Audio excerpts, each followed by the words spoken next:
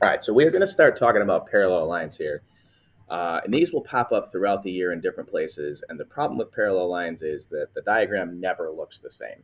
So we have to try to be able to take a diagram that looks a little different and kind of turn it into the diagram you see right on the screen right now. So definitely practice these. And as you go down through, you'll see me kind of scribbling on pictures sometimes to make it look like this while I get used to it. And that's probably the best thing that we can talk about. All right. So parallel lines are lines that remain a constant distance apart. All right, lines that remain a constant distance apart. A lot of people will be like, "Well, they just don't intersect." I'll show you what I mean by that when we're in class. They can not intersect but not be parallel. It's kind of a weird situation. So stick to the same distance apart. All right. The symbol is two lines that look like the two L's in parallel.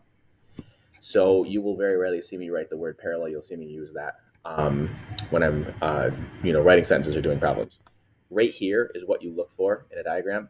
All right, you need to know the lines are parallel before you can do any of the different types of angles that we're going to talk about in this file right here.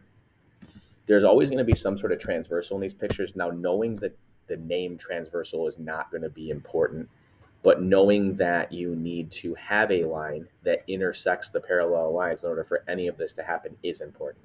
So no matter what the picture looks like, you're going to need two lines, one, two lines that have a third line that kind of goes through them. And that's going to create a handful of different kinds of angles that we're going to have neither the name of and what's true about the measurements and some different things like that. All right, this can be really, really difficult. So we want to make sure we spend extra practice on these names, where they are, and especially down towards the bottom of this file when the pictures stop looking like this picture right here. What do you do?